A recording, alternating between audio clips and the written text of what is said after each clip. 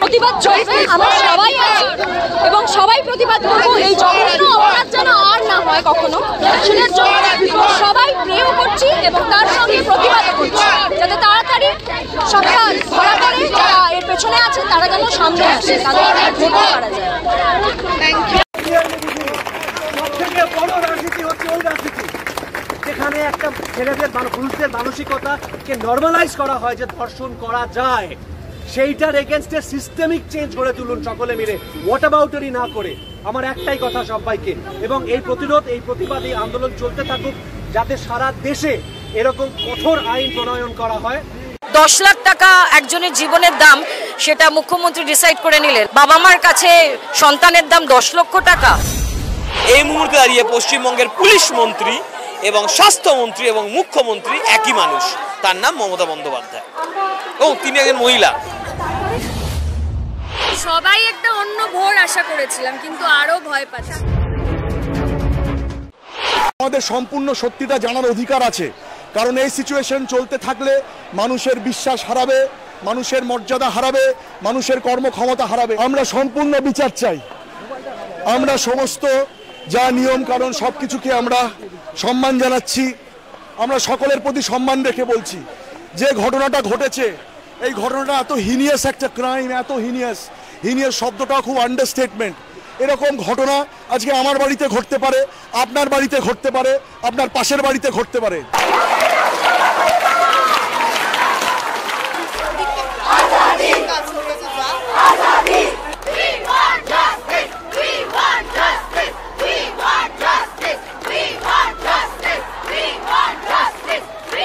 যে ঘটনাটা ঘটেছে এটা তো নক্কারজনক ঘটনা, এটা তো নতুন করে কিছু বলার নেই। এর জাস্টিস দরকার এবং শেষ পর্যন্ত এই জাস্টিসের জন্য আমরা লড়াই করব। সারা পৃথিবী নেমেছে, আমস্টারডাম নেমেছে, টরন্টো নেমেছে, বম্বে নেমেছে, তো সুতরাং আমরাই বা কেন? সেই বাংলা ইন্ডাস্ট্রি আজকে নেমেছে, সব নির্বিশেষে।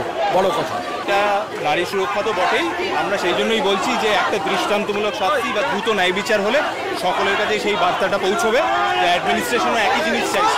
এর যেন পুনরাবৃত্তি না হয় এরকম ঘটনা, সেই জন্য দৃষ্টান্তমূলক শাস্তি দরকার। সেটা আমি প্রথম থেকেই বলে এসেছি সোশ্যাল মিডিয়ার মাধ্যমে।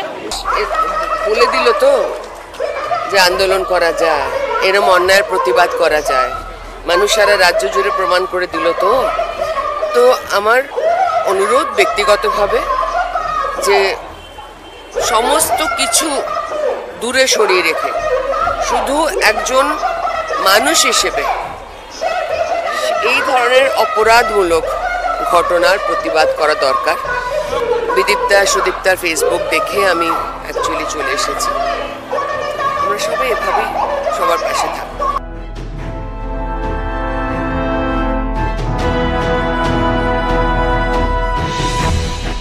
কলরব কলরব কলরব কলরব, জব্দ হোক, নিঃশব্দ হোক, স্তব্ধ হোক শত্রু।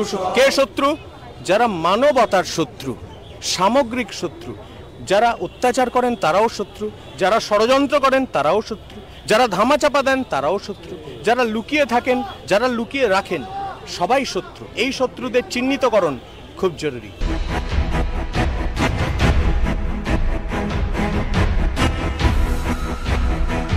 এই আন্দোলন আজকে করছি, কালকেই আবার সবাই যে যার মতো চুপ করে যাবে।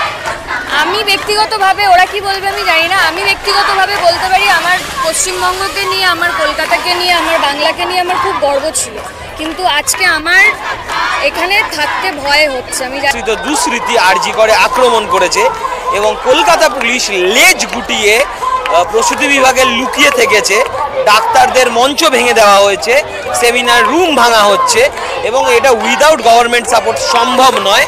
তো I can tell you it's just start of a end, and it will be an end of era. কারণ মানুষ কতটা ক্ষেপে গেলে এই রাতটা হতে পারে, এবং সারা পশ্চিমবঙ্গ এবং ভারত জুড়ে হতে পারে, যদি এখনও কেউ না বুঝে থাকেন তাহলে আমি তাদেরকে নির্বোধই বলবো। এবং নির্বোধদের থেকে যা যা আশা করা যায় নির্বোধরা তাই করছেন। আমি পাবলিক স্পেকুলেশন দেখছি চাপামোড় জায়গায় দাঁড়িয়ে, তাদের মধ্যে প্রচুর মানুষ বলছে এটা শুধু একটা ধর্ষণের ঘটনা নয়, এটা একটা শুধু গ্যাংরেপের ঘটনা নয়, এখানে অর্গান ট্রাফিকিং থাকতে পারে, এখানে অনেক কিছু থাকতে পারে, আরও অনেক বড় কিছু থাকতে পারে, যার জন্য গভর্নমেন্টকে বারবার এত কিছু লুকোতে হচ্ছে।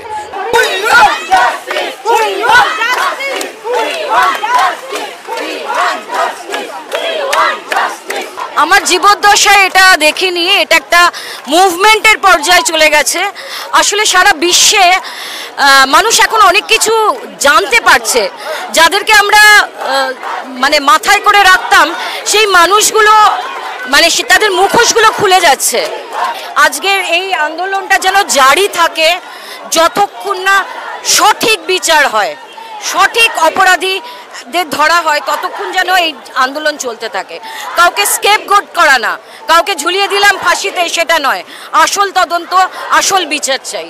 আর পুলিশ সম্পর্কে আর কিছু বললাম না, ওটা দেখে প্রথমে যে সুইসাইড বলে সেই পুলিশকে আর কি বলবো, তারও মাথার উপরে আছে, প্রশাসনের চাপ রয়েছে।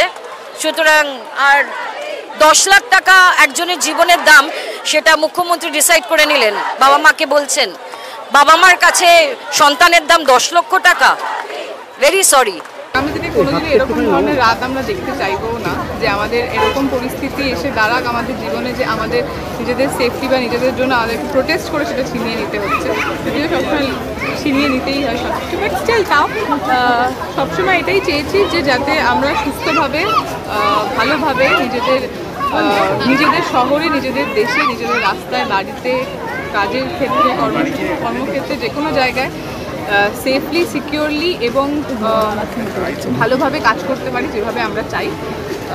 কিন্তু আজকে শুধু একটাই কথা আমি একটু অ্যাড করে বলি, যে আজকে কিন্তু আমরা কোনো রঙের হয়ে বা কোনো রঙের বিরুদ্ধে আসিনি। আজকে আমরা কিলার্সদের এগেনস্টে প্রোটেস্ট করছি, আর চাইছি যে এরকম কিলার্স যেন আর আমাদের এখানে না জন্মায়।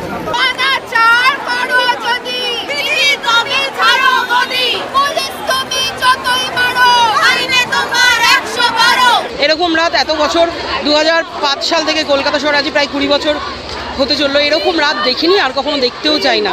ভাবো তো একটা মানুষ কি কষ্ট পেয়েছে মারা যাওয়ার আগে, তার বাবা মা, একটা বাড়ি, পুরো ফ্যামিলিটা ধ্বংস হয়ে গেল কতগুলো লোকের একটা মনোবৃত্তি চরিতার্থের জন্য। This is just not.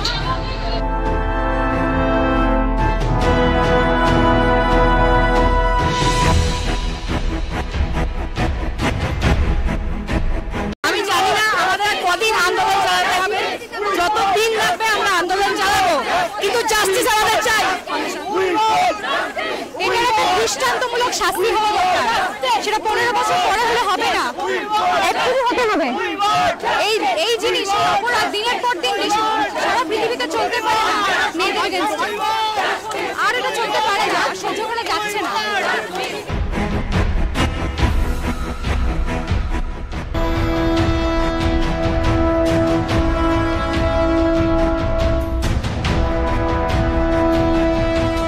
দেখুন, এটা শুধু ডক্টরদের মুভমেন্ট নয়, এটা এখন সাধারণ লোকের মুভমেন্ট, আপনি যেটা দেখতে পাচ্ছেন। আর গভর্নমেন্ট যদি ভাবে যে আমরা আজকে করব, কালকে করব, পরশু আমরা ভুলে যাব, এটা কোনোদিন হবে না। আমরা আমাদের রেসিডেন্ট ডক্টরসদের সাইড থেকে আমরা আজকে উই প্রমিস এভরিওয়ান, সব ওপিডি সার্ভিসেস বন্ধ থাকবে। আমরা এমার্জেন্সি সার্ভিসেস আর আইসিইউ সার্ভিসেস আমরা বন্ধ করব না, বিকজ আমরা চাই না যে এই মুভমেন্টের জন্য সাধারণ লোকের ক্ষতি হোক। কিন্তু আমরা ওপিডি সার্ভিসেস বন্ধ রাখবো, যতদিন আমাদের মিথ্যে কথা বলা হবে ততদিন এই ওপিডি সার্ভিসেস বন্ধ থাকবে, আর ততদিন আমরা রাস্তায় মার্চ করব। মিথ্যে কথা বলা বন্ধ করুন, আমাদের সত্যি বলুন, সেই দিনই আমরা আবার হসপিটালে গিয়ে কাজে জয়েন দেব।